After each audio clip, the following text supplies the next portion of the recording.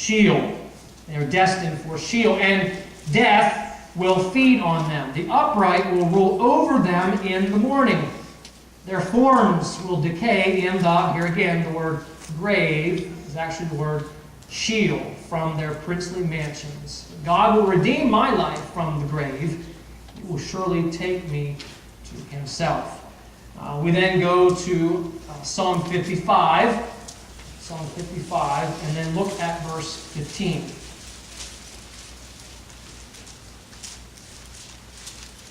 Psalm 55, verse 15. Let death take my enemies by surprise. Let them go down alive to the grave, to Sheol, for evil finds lodging among them. Let's continue going to the right. Go to Isaiah. So you'll come across Proverbs, and then you'll hit Isaiah 14. Isaiah 14, verse 9. And I understand when we're reading these, it seems a little ambiguous. It seems unclear. Right? And I understand that. It's going to become more clear when we get to the New Testament. Chapter 14, verse 9 of Isaiah. Well, I'm going to have to work on that word all the rest of the day now. Who can say it? Ambiguous, thank you. I can move on now. So let's go Isaiah 14. Look at verse 9. The grave, Sheol, below is all astir to meet you at your coming. Rouses the spirits of the departed to greet you. All those who were leaders in the world, it makes them rise from their thrones. All those who were kings over the nations. They'll all respond. They'll say this to you. You have become weak as we are. You have become like us. All your pomp has been brought down to the grave. Okay, so we have a little bit of an image here of what this is going to look like, what this Sheol is like. We see that there's activity there. We see that there's activity going on. Now, one more in the Old Testament, Ezekiel 26. So go... hit next door is Jeremiah. Keep going to the right, and you'll hit Ezekiel. And you want Ezekiel 26.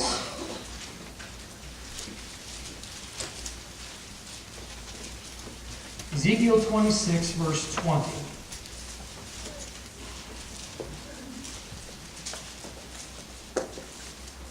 Here's this word pit that I mentioned. Then I will bring you down with those who go down to the pit. That's the word Sheol, to the people of long ago. I will make you dwell in the earth below, as in ancient ruins, with those who go down to the pit. And you will not return or take your place in the land of the living. So we get this idea, this image of what Old Testament saints understood to be on the other side of the curtain of death. It's not very clear. It's a little hazy, but this is what we have in the Old Testament. Now when we get to the New Testament, we have things made a little more clear for us. Go to Luke chapter 16. This is the passage that we've been looking at for a number of weeks. So I'm not going to read through all of it, but in Luke 16, verses 19 to the end of the chapter, that's where we read about the two men who die. Lazarus goes to this region of comfort, and the rich man goes to this region of torment. When we get to the New Testament, now we see the word Hades.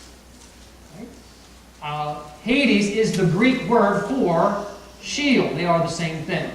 So when you're reading the Old Testament, you'll see the word Sheol. New Testament, Hades. You're just talking the difference between Hebrew and Greek, but they are the same place. This text that we've been looking at, though, if you remember, and if you weren't with us when we looked through this, my encouragement to you, take some time this afternoon, this week, read through this passage. But there are some truths in here about this place called Hades that we need to understand. Number one, we learned that the souls of those who are there are conscious. They're fully conscious. All right? So they're not asleep.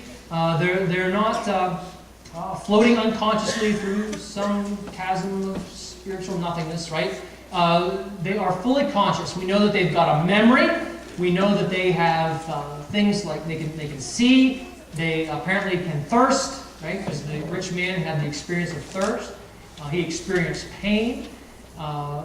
His memory was intact. These are some of the things that we know to be true of those in this region called Hades. And we also know that those in the lower region, they experience no comfort. No comfort. And those in the upper region, they experience comfort. We also learn that their position is fixed. Their position is fixed. There's no changing position after death. Learn that as well. If you're taking notes, write this down, that Hades is not hell. Hades is not hell. Hell, or the lake of fire, we're going to look at it in Revelation 20 in just a moment. Hell, or the lake of fire, is this eternal place, an eternal place of punishment. And it's been reserved for Satan, his demons, Hades itself, as well as unbelievers. We also read that death will also be thrown into the lake of fire as to no longer plague mankind. We see that if you have your timeline that I gave you a couple weeks ago, that hopefully will make sense as far as where that falls. If you don't, I'll do my best here to fill you in. Go to Revelation chapter 20. Revelation chapter 20. At the beginning of chapter 20, we talked about the 1,000-year reign of Christ. Right? So when Christ returns, we have the resurrection of believers. Those who are alive at that time are taken to heaven. We are given our new bodies that we talked about. On the earth during that time, the 7-year tribulation period. The earth is judged. And then at the end of that 7 years, Christ returns. We have the 1,000-year reign of Christ. Right? At the end of that time, that's where we pick up here. Verse 7 says about Satan's final doom is coming. And then I want you to focus on verse 11. Verse 11. Then I saw, at the end of all that stuff we just talked about, then I saw a great white throne. So if you ever heard anyone talk about the white throne judgment, this is the moment we're talking about. And him who was seated on it. Earth and sky fled from his presence, and there was no place for them. And I saw the dead, great and small, standing before the throne. And the books were opened. Another book was opened, which is the book of life. The dead were judged according to what they had done, as recorded in the books. And the sea gave up its dead that were in it. Death and Hades gave up the dead that were in them. Each person was judged according to what he had done. And then death and Hades were thrown into the lake of fire. That's hell. The lake of fire is the second death. And if anyone's name was not found written in the book of life, he too was thrown into the lake of fire. So Hades then is this temporary holding place for the souls of those who have rejected Christ. It's a place of torment for sure, but it's not the final destination. Those who are in Hades right now are waiting for Judgment Day. They are waiting for, if you think of it in terms of the court system, they are waiting for sentencing. And the final sentence that will be given, that we see in Revelation 20, is eternal punishment in this lake of fire, this very real place called hell. And also, to be clear, I don't know all of your backgrounds, but I want to make this clear that Hades is not purgatory. Hades is not purgatory.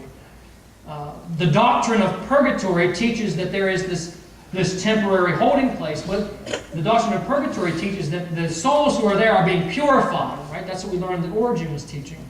That these souls are being purified, and that at some point they will be allowed to exit and then enter heaven after this time of purification. The problem with that doctrine is that none of it can be found in the Bible. Right? None of that is biblical. Biblically, we see there is no exit. There is no exit. There's no second chance for those who find themselves in Hades. And we looked at this passage already. I love this passage, and if you're a believer, I'm sure you're encouraged by it. 2 Corinthians 5:8 reminds us that as a believer, to be absent from this body is to be present with who? Present with the Lord. You're present with God. So now, after the resurrection of Christ, now we go directly into the souls of the believer, go directly into the presence of the Lord. No longer any pit stop in this Abraham's bosom, any longer for the believer. Right? And you're going to have, if you've done reading on that issue of Abraham's bosom versus heaven itself, and are they the same place or aren't they? You'll have different Bible scholars that will have different thoughts on that, and that's okay. I'm certainly not going to beat anybody up over that issue. What we need to understand is the reality of hell. Hades, this place of torment, is a very real place. And the final destination of Hades and those who are there is an eternal hell, this lake of fire. And that's an important thing to understand. We need to talk about what Jesus taught about hell. But before we look at the Bible verses that Jesus described hell, aside from the one we just looked at in Luke 16, I need you to understand who Jesus is, who he was while he was here on this earth. Jesus was a Jew. Okay? He was born in this life. He was a Jew, a first century Jew. He lived on the earth 2,000 years ago. He lived in the Middle East. He spoke Aramaic, not English. That was the world that he lived in. He was a blue-collar man. He lived the life of a peasant. This might blow some of your minds, but Jesus was not blonde hair, blue-eyed, or milky white skin. Right? Despite the pictures that you may have seen hanging in Grandma's house, that's not the accurate representation of Jesus. He was a first-century Jew. And at that time, every first-century Jew believed that hell is a literal place of punishment for those who do not follow God. That's what the rabbis taught. That's what the Pharisees of the time taught, that the departed souls of the wicked go to this place called Sheol, or in the Greek, Hades. They believe that Hades is a place where the wicked wait until Judgment Day, just like we described. And then they're thrown into this literal lake of fire, or hell, for all eternity, for their rebellion against God. That's what they believed. That's the world Jesus lived in. So if the Jewish concept of hell was inaccurate, if the Jewish concept of hell was wrong, then Jesus, while he was here, would have corrected that. Think about all the examples where Jesus corrected and clarified the wrong teachings of the Pharisees and the Sadducees. He clarified matters on divorce. He clarified matters on life after death as far as resurrection is concerned, the issues of forgiveness, the issues of wealth. He clarified some of those issues. Sabbath laws. He challenged them on their teachings on Sabbath laws. So he wasn't afraid to challenge the wrong teachings of the Pharisees and the rabbis of that day. And yet Jesus does not correct their view of hell.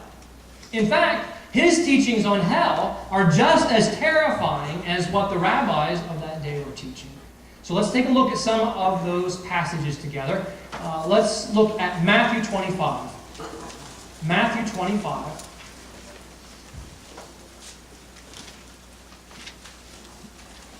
And let's go to verse 31.